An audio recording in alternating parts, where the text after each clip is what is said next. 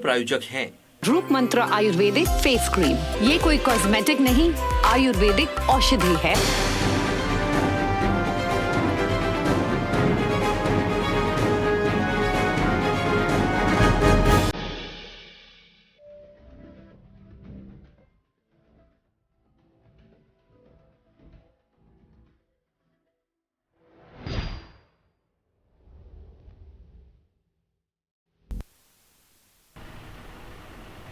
भारत का दम, चीन ने खींचे कदम। नमस्कार, बात मुद्दे की में आपका स्वागत है।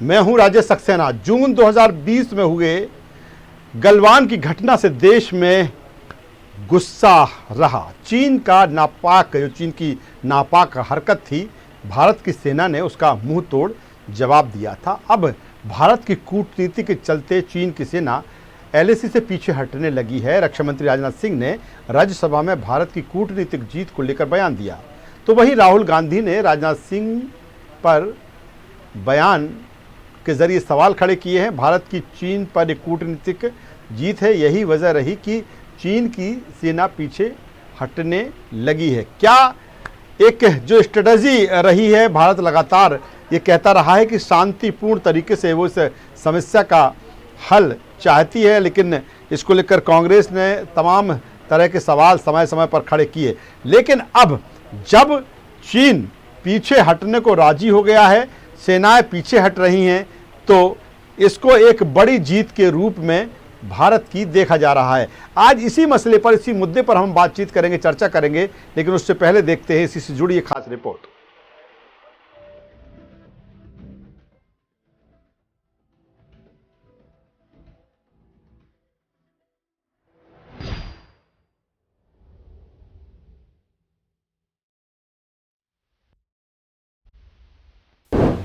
क्या भारत और चीन में सब कुछ ठीक है? क्या भारत की कूटनीति से चीन पस्त पड़ गया? क्या भारत की कूटनीति में चीन घिर गया? क्या फिर से हिंदी चीनी भाई भाई का नारा बुलंद होगा? क्या दोनों देशों में सेना हटाने का समझौता सफल रहा? क्या अब फिर नहीं दोहराई जाएगी गलवान की घटना? ये तमाम वो सवाल हैं जिनका जवाब हर कोई चाहता है। भारत और चीन में एलएसी पर बड़े तनाव के बाद हालात काफी अच्छे नहीं है। तो वहीं जून 2020 में हुई गलवान की घटना से देश में काफी उत्साह, लेकिन अब हालात सुधर रहे हैं। ये हम नहीं कह रहे, ये कह रहे हैं देश के रक्षा मंत्री राजनाथ सिंह। कांग्रेस के पूर्व राष्ट्रीय अध्यक्ष राहुल गांधी ने राजनाथ सिंह के बयान पर सवाल खड़े किए हैं। राहुल गांधी ने ट्वीट करके लिखा है कि वर्तमान स्थिति की कोई जानकारी नहीं है, न कोई शांति और शांतिपूर्ण माहौल है। इसके साथ ही राहुल गांधी ने पूछा कि सरकार हमारे बहादुर जवानों के बलिदान का अपमान क्यों कर रही है और हमारी जमीन क्यों जाने दे रही है। पेंगोंग के नॉर्थ और साउथ इलाके में डिसएंगेजमेंट का समझौता हो गया है, हालांकि अभी भी कुछ इश्यूज बचे हैं। चीन की विस्तारवादी नीति को लेकर भारत हमेशा से ही सजग है, पर जिस तरह से सरहद पर चीन और भारत के बीच तनाव बढ़ा है, तो वहीं देश में भी चीन को लेकर विवाद हमेशा से ही राजनीतिक गलियारों में गरमाया रहा है। कांग्रेस केंद्र सरकार पर चीन द्वारा जमीन हथियाने का आरोप लगाती रही है। इस सब के बीच एक बड़ा सवाल यह भी है कि दोनों देशों के बीच क्या सरहद का मामला विवादित है या फिर चीन की नीति को लेकर केंद्र की कूटनीति की जीत है। News world desk.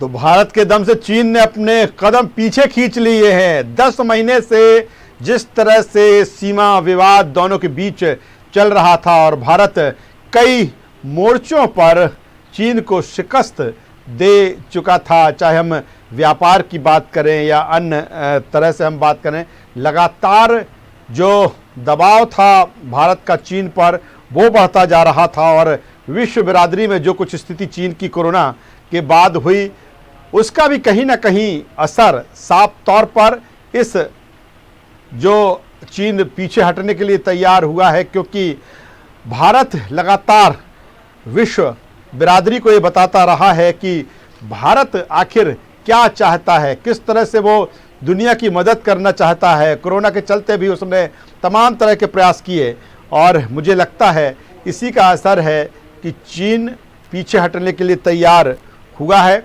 आज इसी से जुड़े तमाम मुद्दों पर हम बातचीत करेंगे, चर्चा करेंगे। चर्चा शुरू करें उससे पहले अपने मेहमानों से आपका तारुफ कराना चाहेंगे, परिचय कराना चाहेंगे। हमारे साथ में है वरिष्ठ पत्रकार मधुकर द्विवेदी जी। मधुकर जी, स्वागत करता हूं आपका। हमारे साथ में है ब्रजगोपाल लोहिया जी, बीजेपी के वरिष्ठ नेता प्रवक्ता। ब्रजगोपाल जी, आपका भी स्वागत करता हूं। और हमसे जुड़ेंगे थोड़ी ही देर में राम नरेश त्रिपाठी साहब, कांग्रेस के प्रवक्ता लीडर। उनका स्वागत करता हूं। जब वो स्क्रीन पर दिखेंगे तो दोबारा उनका स्वागत करूंगा। मधुकर जी, सबसे पहले आपके पास में आता हूं, क्योंकि अब भारत की एक बड़ी जीत के रूप में इसे देखा जा रहा है। 10 महीनों से लगातार चीन के साथ भारत का विवाद चल रहा था, और ये भी एक सही है, इसमें मैं एड ऑन करना चाहूँगा, जोड़ना चाहूँगा, क्योंकि चीन जिस तरह से पीछे हटा है, कहीं ना कहीं अपनी सेनाओं को जिस तरह से पीछे उसने समेटा है, और ये भी सही है कि ये 10 साल में पहला मौका है कि इस तरह के विवाद में, किसी से, किसी देश से इस तरह के विवाद में चीन कभी पीछे हटा हो। क्या माना जाए, एक भारत की बड़ी कूटनीतिक जीत? सक्सेना जी, इसमें कोई दो राय नहीं। ये भारत के बुलंद इरादों की जीत है जी। जिस तरह से चीनी सेना दुम दबा करके पीछे भागी है जी, भाग रही है, इससे साफ है कि अब बहुत दिन तक चीन भारत के सामने डटा नहीं रह सकता। जी। चीन बहुत ही चालाक देश है। अगर इतिहास की ओर हम देखें तो 1962 में किस तरह चीन ने भारत के साथ दगाबाजी की थी, दोगलापन किया था, चीनी हिंदी भाई भाई का नारा देकर के किस तरह पीठ में छुरा भोंका था। इसलिए चीन बहुत ही अविश्वसनीय देश है। चीन पर विश्वास पूरी तरह से नहीं किया जा सकता। लेकिन आज जो प्रधानमंत्री जी, क्षमा चाहूँगा, रक्षा मंत्री जी ने जो बयान दिया है संसद में, बहुत ही दिल खोल करके उन्होंने बात की, और उन्होंने देश के जनता की बात की है जी। उन्होंने पूरे देश को बताया है कि हमारी नीति क्या है, हमारी रीति क्या है जी। और हमने किस तरह का कदम उठाया जी। जो उन्होंने सबसे बड़ी बात कही है वो ये कही कि हमने कुछ भी नहीं खोया है जी। 1 इंच भी जमीन हमने नहीं खोई है। लेकिन ये बातें कई बार सुनने में बड़ी अच्छी लगती हैं, देश के लोगों में जज्बा भी जगाती हैं, लेकिन इतिहास तो ये रहा है कि अभी भी बहुत कई किलोमीटर, वर्ग किलोमीटर तक की जमीन चाइना के कब्जे में है। लेकिन युद्ध लड़ करके, सेना को आमने सामने रख करके विजय की कल्पना नहीं की जा सकती। ये अंतिम स्थिति होती है जब सेनाओं को युद्ध के मैदान में झोंक दिया जाता है। वो स्थिति नहीं बनी, ये बड़ा अच्छा हुआ। और अगर कूटनीतिक तरीके से इस समस्या का हल हो जाए, जैसा कि प्रधानमंत्री जी भी कहते रहे हैं, रक्षा मंत्री जी ने आज भी कहा है, संकेत दिया है उन्होंने, तो अगर कूटनीतिक तरीके से दोनों देशों के बीच, दुश्मन देश की स्थिति बन गई है दोनों के बीच, तो अगर दोनों के बीच कोई आपसी सहमति बन जाती है वो बहुत अच्छा रहेगा। आज जैसे फिंगर 8 की ओर चीन की सेना जो है वो लौट रही है जी, पैंगांग झील की से आगे बढ़ रही है, पीछे बढ़ रही है, अपने देश की ओर जा रही है, तो ये एक अच्छा संकेत है जी। अच्छा, एक अगर कब्जे की बात की जाए तो ये भी है कि कब्जा तो उसने कर रखा है, और आज से नहीं, ये बात आज से नहीं उठ रही है, ये प्रधानमंत्री नेहरू जब थे तब से ये बात चल रही है, इसमें कोई दो राय नहीं। लेकिन युद्ध किसी समस्या का हल नहीं है, और अगर रक्षा मंत्री जी ने आज जो बात कही है वो अगर सब एक तरह से कार्य रूप में परिणित होती रही तो ये निश्चित मानिए कि पाकिस्तान, चीन के हौसले तो एक तरह से पस्त होते ही जा रहे हैं। लेकिन ऐसे दोगले राष्ट्र पर, देश पर पूरी तरह से विश्वास किया जाना मेरा ख्याल है एकदम जल्दबाजी होगी। लेकिन हमारे देश की सेना पर हमें गर्व है कि सेना ने ऐसा मुंहतोड़ जवाब दिया कि उनको पीछे भागना पड़ा। लेकिन जो अभी पिछले दिनों गलवान घाटी में जो घटना हुई है, अगर उसका अगर हम पुनरावलोकन करें तो बड़ा दुखद प्रसंग था, लेकिन उसका भी जवाब दिया हमारे भारतीय बहादुर सैनिकों ने। तो मैं अगर एक लाइन में अगर इसको परिभाषित करूं तो ये भारत की जनता के जो बुलंद इरादे हैं, बिल्कुल अहम बात मधुकर जी अहम बात कह रहे हैं कि ये बुलंद इरादे, और चीन जैसा देश, जिस तरह से मधुकर जी कह रहे हैं कि एक चालाक देश है, कब किस तरह से पलटी मार जाए कोई उसका ठिकाना नहीं है। लेकिन जिस तरह से कूटनीतिक स्तर पर भारत ने प्रयास किए और विश्व बिरादरी में भी कहीं ना कहीं एक मैसेज कन्वे किया कि किस तरह से चीन भारत की सरहदों में बढ़ रहा है, लेकिन भारत ने भी सब्र के साथ उसका जवाब दिया। लोया जी, क्या कहेंगे इस जीत को लेकर? बुलंद इरादे सरकार के और देश की जनता के, और यही कारण है कि चीन जैसे देश ने पीछे हटने के लिए उसको मजबूर होना पड़ा।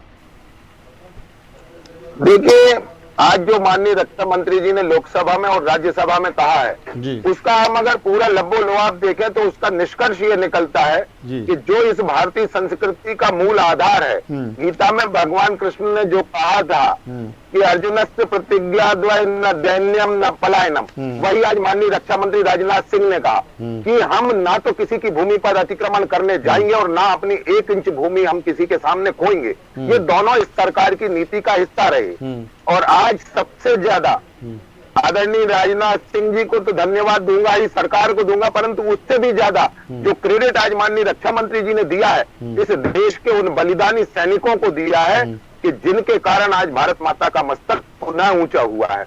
उनको आपके चैनल के माध्यम से मैं उनको सैल्यूट करना चाहता हूं। और जैसा कि आपको और हमें सबको मालूम है कि जब पिछली मई में ये हुआ था और उसके बाद माननीय प्रधानमंत्री जी जब गलवान गए थे तो वहां से उन्होंने ये घोषणा की थी और चीन को स्पष्ट संदेश दिया था कि यदि हमारे पास बुद्धि की शांति है तो हमारे पास कृष्ण का सुदर्शन भी है। और ये दोनों ने मिलकर चीन पर दबाव बनाया, हमने कूटनीतिक दबाव भी बनाया और भारत ने अपनी सेनाओं को मजबूत किया। और आज जब -35 और 40 डिग्री टेम्परेचर में वहां सेनाओं को रहना पड़ा, तो यदि हमारे सैनिक वहां रह पा रहे थे तो चीन की क्षमता नहीं थी कि वो रह पाए। और आज जो हुआ है वो पूरी दुनिया ने देखा है। पिछले 100 वर्षों के इतिहास में चीन साम्राज्य विस्तार के चक्कर में देशों पर कब्जा करते आया, दूसरे देशों की भूमियों पर कब्जा करते आया, परंतु पहली बार है चीन के इतिहास में जो आज पूरे विश्व ने देखा। लेकिन लोया जी, लेकिन ब्रिजगोपाल जी, राहुल गांधी ट्वीट के जरिए सवाल खड़े कर रहे हैं, कह रहे हैं बहादुर जवानों के बलिदान का ये अपमान है, हमारी जमीन जाने दी गई है और इसकी कोई जानकारी नहीं है। जिस तरह से वो कह रहे हैं कि वहां पर शांति बहाल हो गई है, चीन की सेनाएं हटने लगी हैं, कांग्रेस को क्यों विश्वास नहीं इसका? देखिए, कोई जानकारी नहीं है जिस तरह से वो कह रहे हैं। नहीं, मैं आपको बताऊं कि राहुल गांधी जी की बात को तो कोई गंभीरता से लेता नहीं है, ना तो इस देश की जनता कभी गंभीरता से लेती, और अब तो उनकी पार्टी भी उनकी बात को गंभीरता से नहीं लेती और पार्टी भी बातों का समर्थन नहीं करती। अब रहा सवाल आज की उनकी चर्चा का, तो आज तो उन्हें विश्वास इसलिए कर लेना चाहिए कि राहुल गांधी जी भारतीय संवैधानिक संस्थाओं का तो सम्मान नहीं करते हैं। आज राज्यसभा और लोकसभा में माननीय रक्षा मंत्री जी ने बयान दिया है, उनके बयान का सम्मान राहुल गांधी जी को करना था, नहीं कर पा रहे हैं। परंतु वो समझ लें कि चीन का जो मीडिया है वो खबरें कल से दिखा रहा है कि चीन की सेना वापस जा चुकी है, जा नहीं रही है, जा चुकी है, और फिंगर 4 से फिंगर 8 तक वापस जा चुकी है। और ये समझौता चीन ने इस बात को स्वीकार किया है कि ये जो नो मैन लैंड थी, यहाँ वो कभी लौटकर नहीं आएंगे, जबकि भारतीय सेना फिंगर 4 से सिर्फ फिंगर 3 तक जाएगी। एक बात। दूसरी बात, एक और बहुत महत्वपूर्ण है कि इस दौरान भारतीय सेनाओं ने बहुत सारी ऐसी सामरिक रणनीति की चोटियों पर कब्जा किया हुआ है, वो कब्जा यथावत रहेगा। तो ऐसी बहुत सारी बातें हैं, परंतु जहां तक चलिए लोया जी, मैं दोबारा आऊंगा, अन्य पहलुओं पर भी चर्चा करूंगा। निश्चित तौर पर एक कूटनीतिक जीत के तौर पर इसको देखा जा रहा है। मधुकर जी के पास दोबारा आता हूं। मधुकर जी, मैं दूसरा कोई सवाल करूं इसी से रिलेटेड, लेकिन उससे पहले जिस तरह से कांग्रेस के राहुल गांधी का जिस तरह से ट्वीट आया, क्यों शक और सुबह कांग्रेस को इसको लेकर? कांग्रेस राहुल गांधी हो या अन्य विपक्षी दलों के लोग हों, स्वाभाविक तौर से हमारे देश का जो एक कल्चर है कि विरोध करना है, कुछ भी कह कर के विरोध कर दें। उन्होंने विरोध किया, मैं उनके विरोध पर कोई टिप्पणी नहीं करूंगा। अन्य लोग भी विरोध कर रहे हैं, अन्य लोग भी अपने अपने तरीके से बात कर रहे हैं। लेकिन देखिए, ऐसे मामलात में अगर राजनीति आ जाए या राजनीतिक चश्मे से ऐसे मुद्दों को देखा जाए, तो मुझे लगता है इससे हमारे देश के सैनिकों के मनोबल पर बड़ा प्रभाव पड़ता है। जरा आप कल्पना करिए कि राजनेता नहीं जाता है युद्ध के मैदान में या -0 टेम्परेचर के दौरान नेताजी नहीं जाते हैं कुर्ता पैजामा पहन के नेतागिरी दिखाने। वहाँ कौन होता है? वहाँ हमारे देश का एक वीर सैनिक होता है। वहाँ किस स्थिति में वो लड़ता है, दुश्मनों से जूझता है, जरा आप कल्पना करिए। अगर इन सब चीजों को हम राजनीतिक दृष्टि डाल देंगे तो मुझे ऐसा लगता है ये अच्छी बात नहीं होगी। अरे भाई, आज आवश्यकता है उनके मनोबल को बढ़ाने की, देश के सैनिकों के, वीर जवानों को उनको दाद देनी चाहिए, उनके शौर्य का। चलिए मधुकर जी, रोकना चाहूंगा, इस बीच हमारे साथ में ब्रजेश पांडे साहब जुड़ गए हैं, कांग्रेस प्रवक्ता। और ब्रजेश जी, स्वागत करता हूं आपका। और धन्यवाद जी ब्रजेश जी, आवाज पहुंच रही है? जी, आपकी आवाज आ रही है? जी ब्रजेश जी, मेरा सवाल, जिस तरह से जो भारत की कूटनीतिक एक स्ट्रेटजी थी उसमें भारत कामयाब हुआ और चीन पीछे हटने के लिए पीछे हट चुका है, उनकी सेनाएं पीछे हट रही हैं, कांग्रेस किस तरह से देखती है इस जीत को भारत की? देखिए, बहुत स्पष्ट बात है जी। दरअसल देश के प्रधानमंत्री जी, देश के रक्षा मंत्री जी, देश के गृह मंत्री जी बार बार न सिर्फ संसद में बल्कि मीडिया के सामने भी देश को गुमराह करने की कोशिश। जी। देश की डिफेंस मिनिस्टर का काम होता है या देश के होम मिनिस्टर तो क्या ब्रजेश जी ऐसा नहीं है जिस तरह से कहा जा रहा है सेना पीछे नहीं हटी है? करती है जी, उस पर पूरी तरह से उस पर सेना के हवाले छोड़ देना चाहिए। और जो आंकड़े आप देश के सामने प्रस्तुत कर रहे हैं जी, वहाँ पर इंडियन एक्सप्रेस या स्टेट समेत या टेलीग्राफ से अखबार उन आंकड़ों को मानने को तैयार नहीं होता है जी। या तो आप आधी अधूरी जानकारी के साथ संसद में जाते हैं जी, या आप अपने लक्ष्य से हट करके बात करते हैं और देश को लोक लुभावन बातें करते हैं। ये कोई आप अपने पार्टी का प्रचार नहीं कर रहे हैं, ये देश के डिफेंस से जुड़ा मामला होता है, बड़ा संजीदगीपूर्ण मामला होता है। और आदरणीय मधुकर द्विवेदी साहब सही कह रहे थे जी। हम विपक्ष में है, हम विरोध करते हैं, ये बात अलग बात है, विरोध होना चाहिए। एक अच्छा लोकतंत्र तभी स्थापित होता है जब आप उसका विरोध का सामना करें। तो आदरणीय राहुल गांधी जी ने जो कहा संसद के अंदर या जो ट्वीट किया, वो ट्वीट बिल्कुल इस देश से युक्त है, देश की भावनाओं से युक्त है। आज देश का हर व्यक्ति ये जानना चाहता है कि आखिर हमारी सेना जो सरहद के पास इस ठंड में, इस गर्मी में, इस वर्षा के ऋतु में वहां पर जाके रक्षा करती है, उसकी वास्तविक पोजीशन क्या है और हमारे रक्षा मंत्री करना क्या चाह रहे हैं, गृह मंत्री करना क्या चाह रहे हैं। चाइना का लेकिन ब्रजेश जी, बिल्कुल जो बात आप कह रहे हैं ठीक है, बिल्कुल ठीक है। लोकतंत्र में सरकार की अपनी भूमिका है, विपक्ष की अपनी भूमिका है, और दोनों ही, चाहे विपक्ष हो चाहे सरकार हो, जनता के प्रति जवाबदेह है। देश की सुरक्षा भी जो मुद्दा है, कहीं ना कहीं आपको नहीं लगता कि ऐसे मसलों पर राजनीति नहीं होना चाहिए? अगर कुछ बेहतर हो रहा है तो उस पर पीठ थपथपाने से, तारीफ करने से गुरेज आखिर क्यों? क्योंकि चीन जिस तरह का देश है और जो लगातार कहीं ना कहीं हमारी सीमाओं पर वो अड़ा हुआ था, अगर वो पीछे हटा है, सेना पीछे हटी है, तो कहीं ना कहीं भारत की जीत के रूप में इसको देखा जा रहा है। आखिर क्यों कांग्रेस इसको पॉजिटिव नहीं ले रही? देखिए, रसिया की एक एजेंसी ने इस बात को जो है स्पष्ट रूप से कहा कि उसमें तकरीबन 45 लोग चाइना के भी मारे गए, लेकिन डोकलाम का विवाद है, उस पर हमारे देश के प्रधानमंत्री जी चाइना के सामने हाथ जोड़ने की मुद्रा में खड़े दिखे। आप कहीं पे भी डिफेंसिव मुद्रा में नहीं आ रहे हैं। अरे कम से कम हमारे देश की पार्लियामेंट के सामने या देश में विपक्ष के सामने तो आप सही बात करिए। और जब सर्वदलीय बैठक होती है तो प्रधानमंत्री जी के स्वर, रक्षा मंत्री जी के स्वर, गृह मंत्री जी के स्वर इस तरह के रहते हैं जैसे। चलिए मैं राहुल गांधी भी चीन गए थे, क्योंकि एक बार का वाकया है। मैं लोया जी के पास में आता हूँ। लोया जी, क्या कहेंगे जिस तरह से ब्रजेश पांडे साहब कह रहे हैं कि हाथ जोड़े की मुद्रा में खड़े दिखे, राहुल गांधी भी गए थे, एक बार चीन दोस्ती के लिए गए थे, क्या कहेंगे, किस तरह का जवाब है आपका? मैं आपको बताऊं जी। अरे ब्रजेश जी, ये कभी इस बात को समझ नहीं पाएंगे कांग्रेस पार्टी और उसके नेता राहुल गांधी जी, इसलिए नहीं समझ पाएंगे। मैं ब्रजेश जी आता हूँ, आपसे ले लूं, लोया जी भूल रहे जी।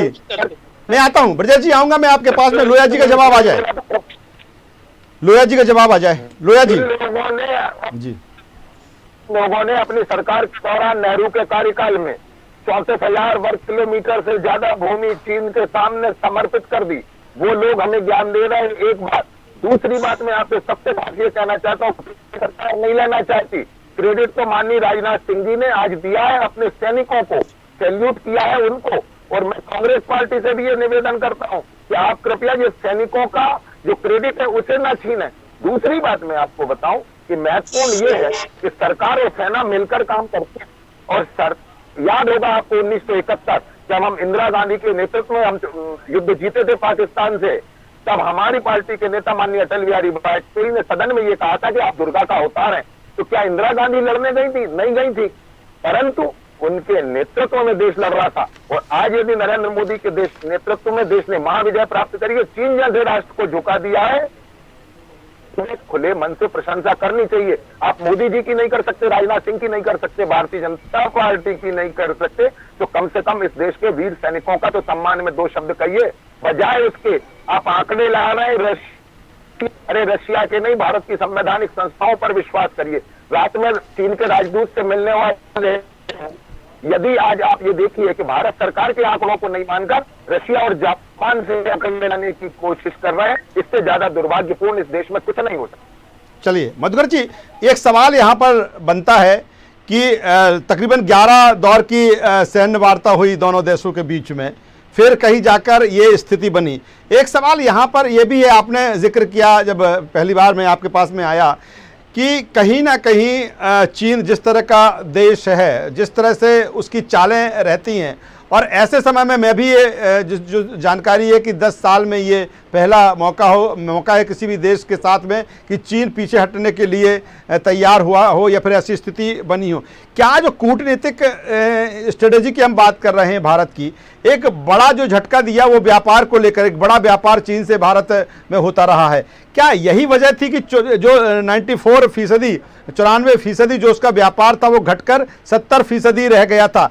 एक ये, और दूसरी तरफ क्या पीछे हटा है इसके बाद जो कुछ स्थितियां चीन की हैं, कहीं ना कहीं व्यापार को लेकर या दोस्ती को लेकर कुछ ऐसी संभावनाएं दिखती हैं कि चीन इस हद पर आएगा कि भारत से अपने संबंध सामान्य करे और पहले जो उसका व्यापार चौपट हुआ है उसको रिकवर किया जाए। और दूसरे भारत के लिहाज से देखा जाए कि अभी भी आपने भी जिक्र किया कि बहुत सारी जमीन चीन के कब्जे में है, क्या भारत अब इसके लिए बात कर सकता है?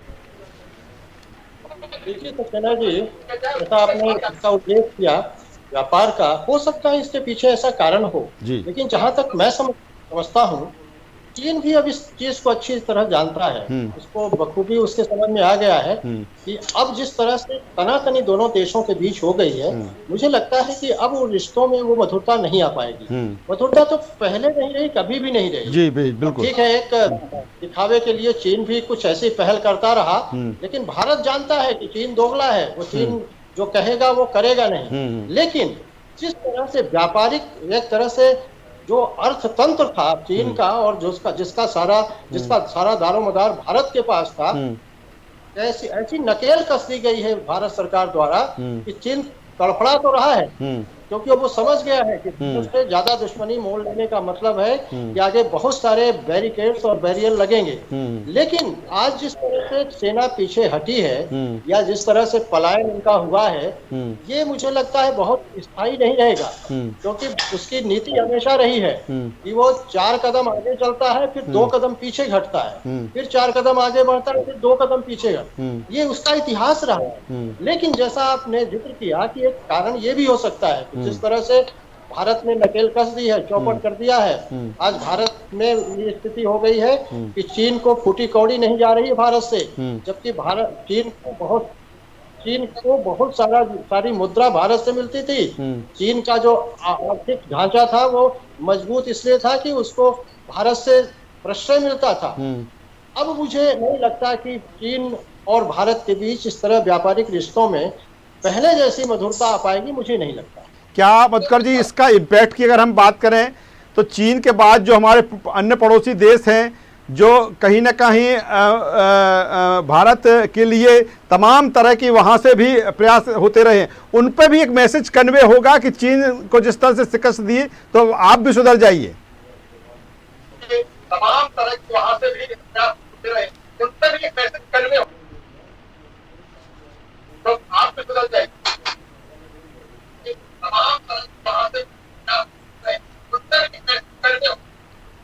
चलिए, शायद ऑडियो नहीं पहुंच पा रहा है मधुकर जी का। ब्रजेश जी क्या कहेंगे? लोया जी ने जिस तरह से कहा, आप अपनी बात रखिए।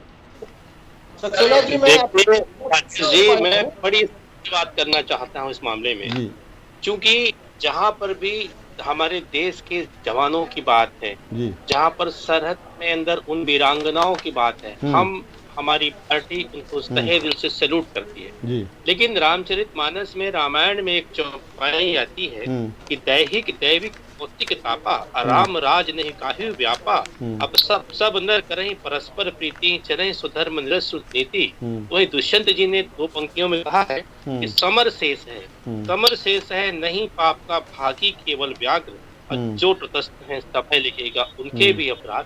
तो मेरा समझना ये है कि भारतीय जनता पार्टी को कभी भी अपने को देश से ऊपर नहीं समझना चाहिए। वो जो भी काम करे, डोकलाम के मुद्दे पे रहा हो या जिस भी विषय पे रहा हो, उसको हमेशा विपक्ष को विश्वास में लेकर के हर कार्य करना चाहिए। इसमें देश की सुरक्षा के मामले में हमेशा विपक्ष साथ रहा है, और जब इंदिरा जी का समय रहा हो, चाहे राजीव गांधी जी का समय रहा हो, चाहे डॉक्टर मनमोहन सिंह का समय रहा हो, सबने हमेशा, चाहे अटल बिहारी वाजपेयी की सरकार रही हो, चाहे मुरारजी देसाई साहब की सरकार रही हो, सब विपक्ष को लेकर के ही हमेशा अपने फॉरेन पॉलिसी तय किया करते हैं। तो हमारा मानना ये है कि विपक्ष को विश्वास में लेकर के भारत सरकार कोई कार्य करे, और देश के डिफेंस मिनिस्टर, देश के होम मिनिस्टर, देश के प्राइम मिनिस्टर, देश को गुमराह करने की जगह हमेशा तथ्यों तर्कों के साथ विपक्ष को विश्वास में लेकर अपनी रखे, तब एक बिल्कुल कांग्रेस की अपनी दलील, राहुल गांधी या जो कुछ कह रहे हों, या फिर प्रवक्ता जिस तरह से ब्रजेश जी कह रहे हैं, लेकिन कुल मिलाकर देखा जाए तो एक बड़ी कूटनीतिक जीत के तौर पर भारत की देखा जा रहा है, और लंबे समय से तमाम दौर की वार्ता हुई, और कहीं ना कहीं एक ऐसी स्थिति निर्मित करने में भारत कामयाब हुआ। कई तरीके से मार चीन पर पड़ी, और आखिरकार चीन जैसा देश पीछे हटने के लिए तैयार हुआ। बड़ी कूटनीतिक जीत, लेकिन अभी तमाम सारी चीज़ें हैं चीन से जुड़ी, जो सीमा विवाद को लेकर है। देखना होगा कि किस मजबूती के साथ भारत और आगे बढ़ता है। लेकिन कहीं ना कहीं एक विश्व बरादरी में जो भारत का मान बढ़ा है, सम्मान बढ़ा है, उसका भी ये असर, ये इम्पैक्ट देखा जा रहा है। और चीन लगातार कोरोना के बाद जिस तरह से विश्व बरादरी में घिरता गया, और उसको लेकर भी ये कहा जा रहा है कि चीन ने जो परिस्थितियां निर्मित हुई, उसमें पीछे हटना ही मुनासिब समझा। आज हमारी इस चर्चा में जुड़ने के लिए ब्रजगोपाल साहब आपका, मधुकर द्विवेदी साहब आपका, और ब्रजेश पांडे साहब आपका, तीनों मेहमानों का मैं शुक्रिया करना चाहूँगा। तो कुल मिलाकर भारत ने अपना दम दिखा दिया है, चीन ने अपने कदम पीछे खींच लिए है, लेकिन अभी विवाद यहीं तक सीमित नहीं है। जो ज़मीन चीन भारत की कब्ज़े में लिए है, कहीं ना कहीं उसकी अब अगली लड़ाई, उसका दमखम भारत का। लेकिन देखना होगा कि भारत अब आगे किस तरह से चीन के साथ बर्ताव करता है, व्यवहार करता है, और क्या कुछ दोनों देशों के बीच देखने को मिलता है, देखने वाली बात होगी। आज की चर्चा में बस इतना ही। न्यूज़ वर्ल्ड पर खबरों का सिलसिला लगातार जारी है। अब बने रहिए हमारे साथ। नमस्कार।